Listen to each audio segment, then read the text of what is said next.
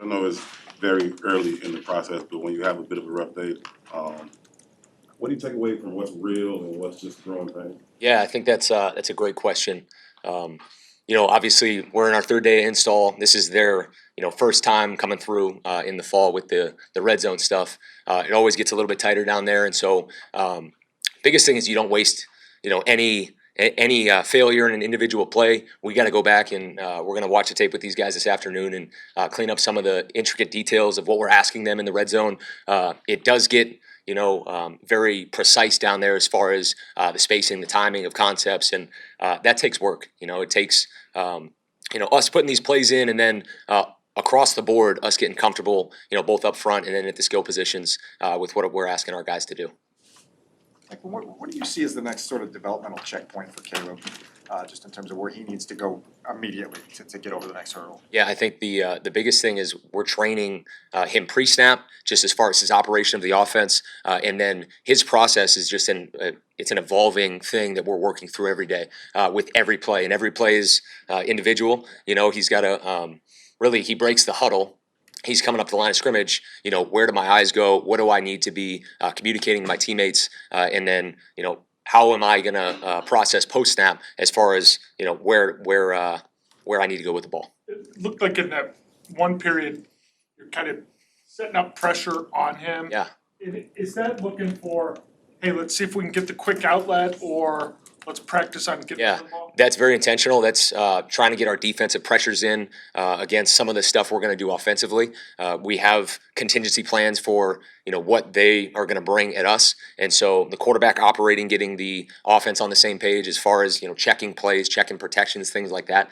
But that's all a part of the scripted practice. It's trying to get the defense right with their pressure patterns and the way they're going to play coverage on the back end, and then it's getting our quarterbacks used to whether we're throwing the ball or up front handling the movement with those run schemes.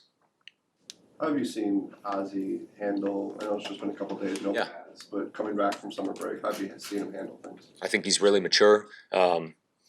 He's a rookie, but he feels like a veteran, just as far as how he carries himself, how he works on the field.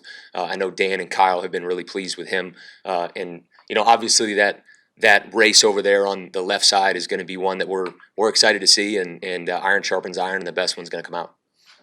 As a coach, how do you walk a line after, say red zone didn't go where you wanted it today, between, hey, we got to fix this, and this is a problem? Like, do you know what I mean? Yeah. Is there, especially this early in camp? Yeah, I think it's a great. Anytime you're out there, they're all teaching moments, and so there is a line of, you're in the season and it doesn't go. It goes the way it goes. You're feeling a little different. This is the first time we're out there seeing, what we're seeing with the new install for the training camp, and so I think the biggest thing is that we come in, we get it corrected. Our guys are really coachable. They're all really eager to work, and that's the biggest thing is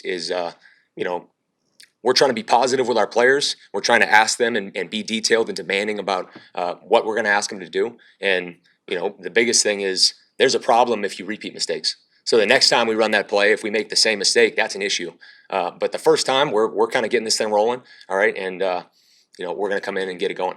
I'm sure it's not a simple answer, but is it timing? Is it accuracy? Is it?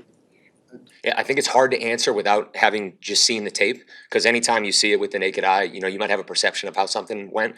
But I think that can get answered after we watch it. Would you say that what you're seeing right now is concerning at all to you? No, I wouldn't say that right now. I think that our guys are getting better. They're working at it, and that's the biggest thing is that they're coming to work every day, and they're willing to put the necessary work in to improve.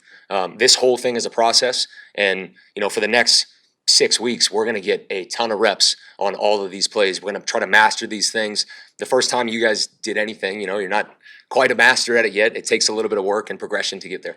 What do you hope to see from the offensive line when the pads come on? Obviously, it's a completely different sport. Yeah, physicality. That's the number one thing. That's what we're going to hang our hat on as an offense. It's going to start up front with those guys, and that's what we want to feel. We want to feel the pads pop and those guys running off the ball and coming out of their stands. Talked in the spring about being invigorated in the process of trying to figure out what the offense does well and putting the puzzle together. Now that you're in camp and the timeline is ticking a little bit, how does it change for you guys as a staff to try to figure out how quickly you can get to the identity you want to form?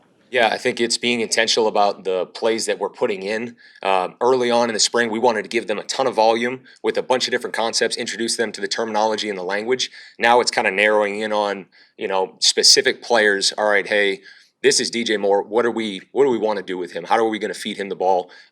He's got a different skill set than Rome or OZ or any of the tight ends, the backs. And so just trying to take all that information that we've gathered, through the spring, and then as we go in training camp and trying to make sure that we're intentional about the reps that we take. Declan, Ben said the other day he's not sure up front if you guys are going to be an inside zone, outside zone, gap scheme team.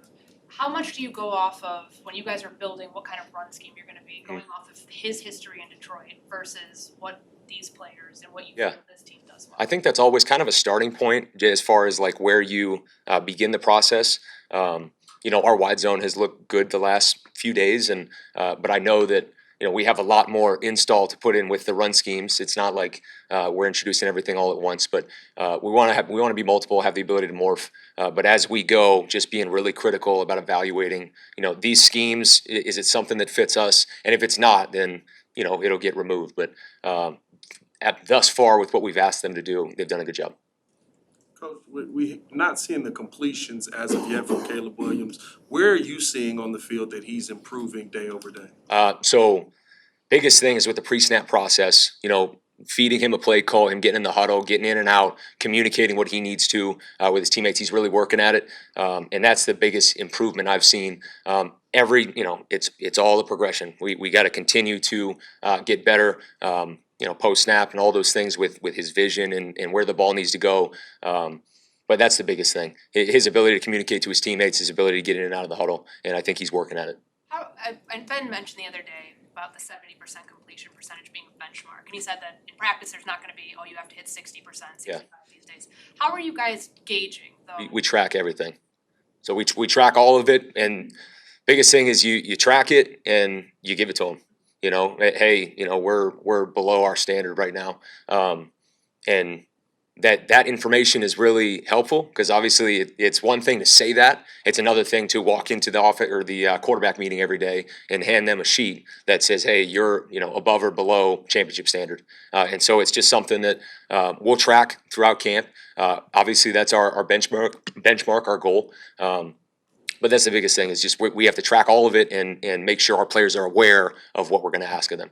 Is that exclusively 11 on 11 in terms of how you track that? Yeah, we track anytime we're in a team period. So it could be 7 on 7 as well. But anytime we're going live, everything's getting tracked. What do you sense the next step is for DJ? I know Antoine talked in the spring about trying to get him to a different level than he's ever been at. Yeah, I think that DJ is a player that you can kind of do a lot with. As we get going here, I think that you'll start to see some things that are maybe a little bit different in the way we're going to use them. But that's where we're at right now. Acknowledging that both of your backup quarterbacks have different strengths. Yeah. How do you kind of decide what strength is more important when trying to figure out who's the number 2? Yeah, they're very different.